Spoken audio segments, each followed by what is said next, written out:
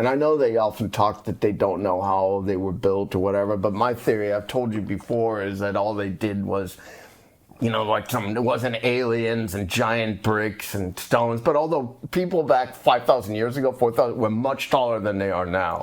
Because in Homer's Iliad, he's always commenting how, people much bigger then than they are now, and you have heroes like Ajax picking up giant boulders and throwing them, and Homer says, 4 men today can't even pick it up, let alone throw this giant rock. But Ajax did it by himself, for example, and Homer's always talking about how much taller and stronger the men were back then.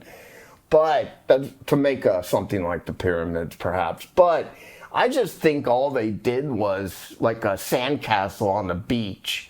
That's how they built it. Was a frame, maybe wood or copper or bronze, like a box. Okay. Filled it up with sand, filled it up with water, and added some special chemical, like today we call it cement mix.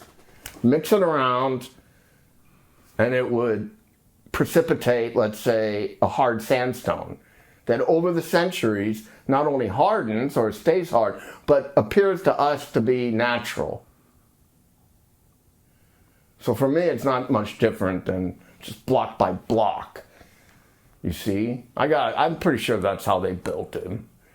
And then it gets rid of all these other complex theories that require so much power and energy and speculations about strange forces and energy. Yeah, I don't believe that either, but I do believe that the Egyptians found the pyramids. That it was go before them. It was a civilization. Oh, it could be. Before Ice Age. That would make sense, actually. And maybe they didn't know what it was. No, and they just... That would make more sense. Especially if it was a power plant, that would make more sense. That it's a civilization that's... it's a lot. Graham Hancock talks about this. I'm not too aware of him, but I know he's doing a great job and working hard to... They call it pseudoscience. Yeah, right. He just understands reality.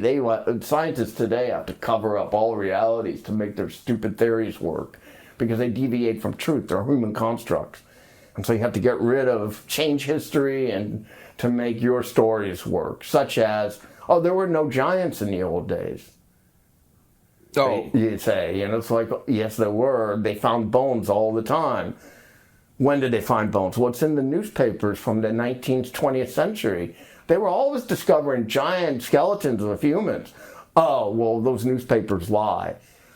And they're just bullshit. And it's like, no, it supported Christianity. Yeah, and we're not necessarily talking 50 feet people. No, but 20 feet, 30 feet. But giant skeletons back 150 years ago helped support Christianity. So they wanted to find giant skeletons and tell the world because it supported the story in the Bible. But now we have to try and maintain a human construct that's not based in natural law or divine truth. It's a human construct called evolution. And so a lot of information has to be buried so that the human construct is verified, is, veracity still. Otherwise, if we take in the informations and realities that Graham Hancock is exposing, then their stories fall apart. It's a human construct.